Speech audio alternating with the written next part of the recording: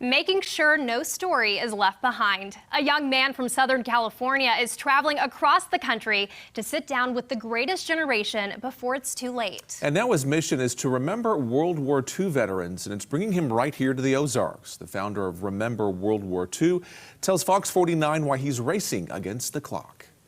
And we had to drop down to 5,000 feet. Talking to the veterans, you can feel what it's like to have artillery shells going off around you. You can almost hear the planes going above. Rishi Sharma's interest in World War II history started in high school. Everyone was involved in some capacity. You couldn't escape it. Reading countless books and watching every documentary he could, learning about heroes who weren't much older than him when they went to war. You can't read about this kind of stuff in a textbook. You can't really see it on the TV.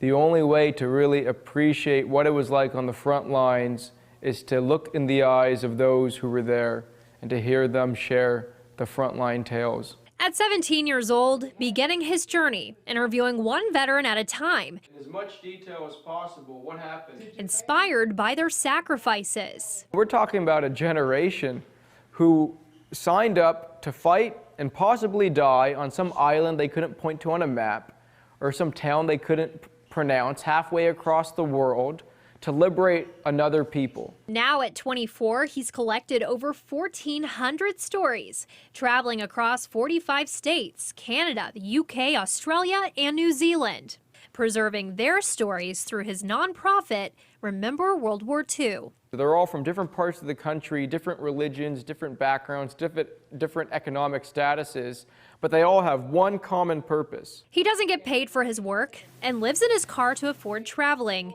making sure no story is left behind. And one blade of our prop got blown off. 200 years from now, these veterans, their great-great-great-great-grandkids are going to get to know not just what their name was, but who they are, how they spoke, or how they talk, their characteristics, how they speak, the funny jokes they say. We flew 13 missions. This week, he's here in the Ozarks, sitting down with those who've served, like 101-year-old Lou F. Unfried. I guess most of the others died, so he had to pick what was left.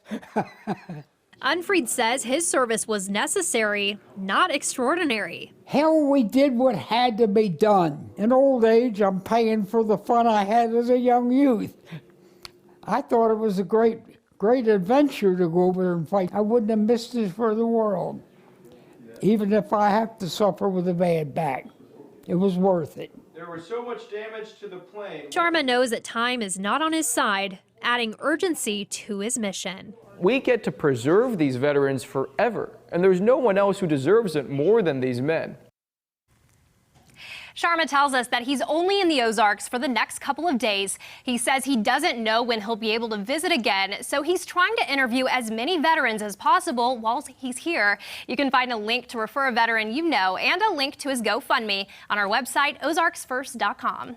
All right, very amazing story. And Sarah, you were saying that, as these veterans are telling their stories, some of them have kept this information, these tales bottled up for decades. They're just now able to share this and get those stories out. Right. So Rishi says that in a lot of cases, he's realizing that, wow, he's the only person that these veterans have opened up or told their story to. And it's because a lot of times, they don't want to unload that emotional baggage on their family members because it's just too heavy to put on somebody else. I'd understand. And so he's grateful and just so beyond honored that these veterans are choosing him to tell their story. Yeah, great. He can build that connection and trust with them to get those stories so we can have those for the future. Absolutely.